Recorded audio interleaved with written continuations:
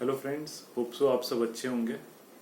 और आज का हमारा ये वीडियो मेंटेनेंस के ऊपर है कि मैं अपनी फोर्ड इको स्पोर्ट पे मेरी कार को अराउंड 15,000 किलोमीटर होने वाले हैं, मैंने उस पर कितना मेंटेनेंस कॉस्ट दिया है।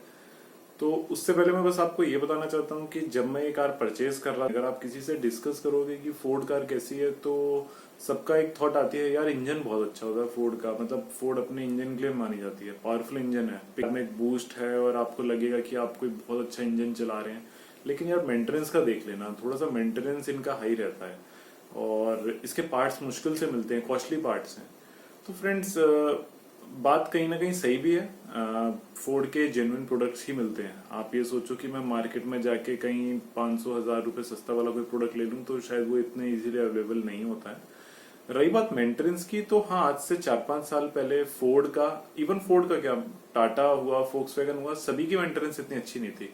देखिए, मारुति और hyundai इंडियन मार्केट में अपनी एक ऐसी जगह बना चुकी थी कि उनने अपनी हर जरूरत को, कह लो कि सर्विस हुआ, चाहे उन लोगों ने अपने पार्ट्स हुआ, इनके लिए एक ऐसे अरेंजमेंट कर रखे कि वो लोग थोड़ा सा कम प्राइस पे अवेलेबल करा पाते थे। बट इसका मतलब ये नहीं है कि बाकी कार्स की सर्विस अच्छी नहीं है या उनका मेंटेनेंस अब बहुत ज्यादा है। हाँ, इनके जेन्युइन पार्ट्स थोड़े से महंगे होते हैं, बट वो श्योरिटी देते हैं कि उनके पार्ट्स जल्दी खराब नहीं होंगे। तो फ्रेंड्स, मैं अगर अपनी गाड़ी के बारे में बात करूं, फोर्ड इको स्पोर्ट की, तो मेरी 2 सर्विस हुई है अभी तक।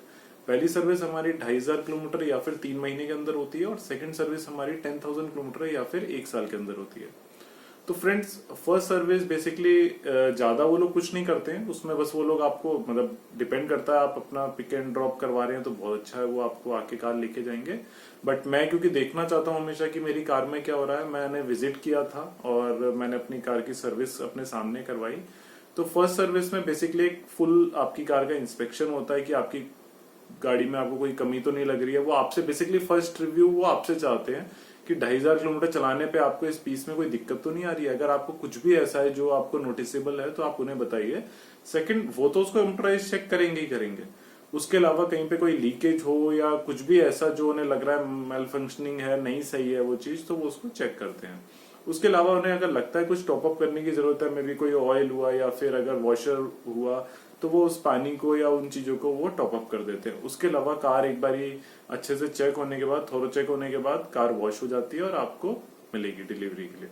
तो इस सब प्रोसेस में आपका बेसिकली कोई, आपने ना तो कोई पार्ट डलवाया, अगर आपकी गाड़ी में कोई इशू नहीं है तो ये फ्रेंड्स आपका फ्री ऑफ कॉस्ट होता है। तो जी, मेरी फर्स्ट सर्विस 0 रुपीज पे हुई है, मैंने उनको सिंगल पैसे भी नहीं दिए। तो फ्रेंड्स, अब बात करते हैं हम अपनी सेकंड सर्विस के लिए। उसकी 10,000 किलोमीटर पे होती है, मेरा 1100 समथिंग हो गया था, बट फोर्ड की ओर से मेरे को कोई इशू नहीं आया और मैंने अपना विजिट किया और मेरी अराउंड 9 o'clock मेरी कार सर्विस के लिए रेडी हो चुकी थी कि मेरी कार अंदर अपना जो उसका नंबर था, पैनल जहाँ पे वो खड़ी होगी, वो वहां पे पहुंच चुकी थी। मैं अभी बीच में कुछ क्लिप्स भी लगाऊंगा जिसमें आप देख सकते हैं कि मेरी कार में क्या क्या हुआ है और उसका बिल भी मैं दिखाता हूँ। तो चलते हैं, एक बारी मैं आपको वो क्लिप्स दिखाता हूँ या वो जगह दिखाता हूँ कि कहाँ मेरी कार सर्विस हो रही थी, और मैं साथ में ही आपको बताता हूँ कि उसमें क्या क्या चीजें हुई, और जिससे कि आपको एक विजुलाइज आए कि हाँ, इस तरीके से फोर्ड अपनी मेंटेनेंस को अच्छे से सुधार रही है। तो फ्रेंड्स, इस टाइम हमारी कार रैंप पे लगी है अपने इंस्पेक्शन के लिए, और उसका हर लाइट, उसका हर इंडिकेटर और हर चीज़ जो भी कुछ इंस्पेक्ट कर सकते हैं, उनके कुछ नॉर्म्स होते हैं, लिस्ट होती है, वो उससे चेक करते हैं, और इवन कंप्यूटर से उसके सारे फंक्शनलिटीज़ को वो चेक करेंगे। उसके बाद हमारी कार का पुराना, क्योंकि 10,000 किलोमीटर की सर्विस है, इसका इंजन ऑयल रिप्लेस होता है, उसके लिए इसको लिफ्ट किया जाता है। और कार एक बार लिफ्ट हो जाती है तो नीचे से इसका मोबिल ऑयल को ड्रेन करके, और उसमें जो रेकमेंड है कंपनी की ओर से, जो इसमें जितना लीटर ऑयल डालना है वो उसमें डाला जाएगा। और वो कंपनी का रिकमेंडेड ऑयल होता है, इसलिए उसमें हम लोगों को सोचना नहीं है कि वो कौन से टाइप का डाल रहे हैं। तो वो इनका मतलब मेज़र करके ये लोग एग्जैक्ट उतना ही डालते हैं। उसके बाद मेरी कार के चारों टायर ओपन करके उसका, एक तो जो ब्रेक पैड्स होते हैं उसको क्लीन किया जाता है, उस जगह पे थोड़ी सी जंग आती है उसको ये लोग हटाते हैं। और उसके बाद हमारी कार वॉश होती है।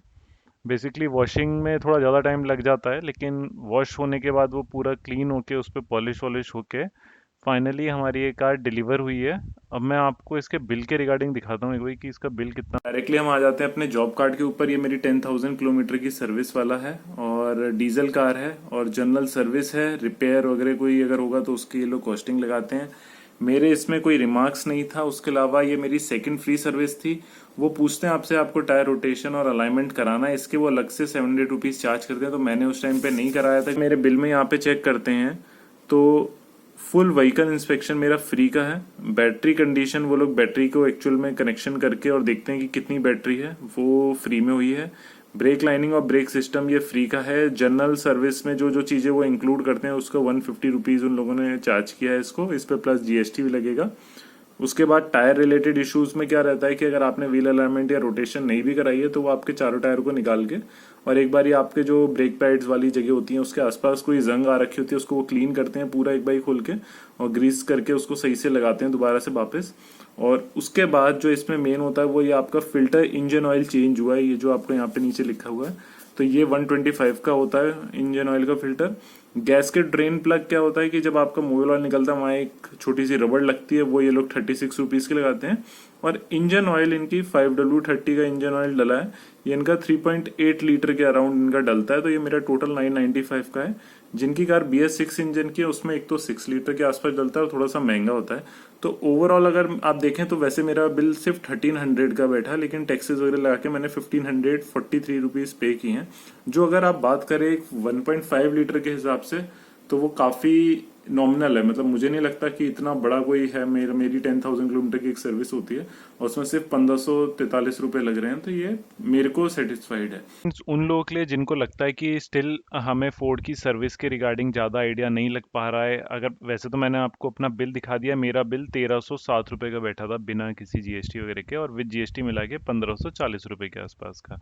उसके बाद फोर्ड की एक फोर्ड सर्विस प्राइस promise.com करके एक हमारी इनकी सर्विस बनी हुई है। इसमें जाके कोई भी अपना किसी भी मॉडल के रिगार्डिंग कितना कॉस्ट बैठेगा, और वो भी अभी की नहीं, आगे तक की नेक्स्ट 5 या 10 अपनी आप अपनी सर्विस चेक कर सकते हो। इसमें आपको कुछ नहीं करना है, बस अपनी कार का मॉडल चेक करना है। इसमें सारी जो भी फोर्ड की कार्स हैं वो अवेलेबल हैं, चाहे वो BS6 इंजन है, चाहे BS4 है, चाहे वो अब मार्केट में आना बंद भी हो गए हैं, वो उस टाइम तक की भी अगर आप देखेंगे, ये इसमें 2005 से अभी तक की भी गाड़ियां दिखा रहे हैं। फोर्ड फिएस्टा जो इनकी बहुत ही अच्छी गाड़ी हुआ करती थी, और ये पुरानी वाली एंडेवर जो मुझे तो फ्रेंकली बहुत ही पसंद थी, अब मेरे को आप लोगों का नहीं पता, बट मुझे ये वाला मॉडल बहुत अच्छा लगता था। अब हम अपने फोर्ड इको स्पोर्ट पे चलते हैं। तो ये फोर्ड इको स्पोर्ट है जो 2017 से 19 में आई थी। अब जैसे कि हमारे यहाँ पे ऑप्शन आता है, चाहे आप डीजल, इको बूस्ट या पेट्रोल में आप सेलेक्ट कर सकते हो। मेरी कार डीजल है और मैं उत्तर प्रदेश में इसका प्राइस चेक कर रहा हूँ, तो मैं इसमें जैसे ही सेलेक्ट करूँगा नीचे मेरे पास एक पीरियोडिक मेंटेनेंस का वो आ जाएगा कि आपको कौन सा इंटरवल की करानी है। तो मेरी ये फ्रेंड्स फर्स्ट ईयर 1 ईयर वाली वारंटी की थी, तो मैंने 1 ईयर प्लस 10,000 किलोमीटर वाली सर्विस कराई है। तो मैं इस पर जैसे ही क्लिक करूंगा तो ये मैं बता देगा कि आपका इंजन ऑयल कितने का होना चाहिए, ऑयल फिल्टर और गैस प्लग, ये जो हमारा स्पंग प्लग गैस किट होती है। तो ये बेसिकली इसमें उसने बता दिया कि आपका engine oil plus oil filter plus plug gasket वाला जो भी हमारा वो एक रबड़ होती है, ये कितने का है। तो टोटल मिला के इनके अकॉर्डिंग हमारा 1365 बैठता है, जो मेरा 1307 बैठा है। इसके बाद इनके टैक्सेस ऐड होते हैं। तो फ्रेंड्स आप देख सकते हैं कितना इजीली मेरे को ये पता लग गया कि मेरी सर्विस कितने की। अब इसी तरीके से अगर मुझे देखना है मेरी 20,000 की किलोमीटर की सर्विस में क्या क्या चेंज होगा और कितने की होगी, एक आइडिया, रफ आइडिया तो एटलीस्ट आप ले ही सकते हैं। तो इसमें जैसे मेरा इंजन ऑयल, मेरा ऑयल फिल्टर, अब ऑयल फिल्टर हमारा पहले भी था हमारा, ये तीन चीज़ें बेसिकली सेम है। क्योंकि अब ये 20,000 किलोमीटर की है, इसलिए मेरा एयर फिल्टर एक चेंज होगा तो 358 रुपीज़ का होगा, और एक AC डक्ट फिल्टर है जो 163। तो इसके बाद इसमें लेबर चार्ज एड अप होके तब जाके ये 5,000 रुपये बैठेगा।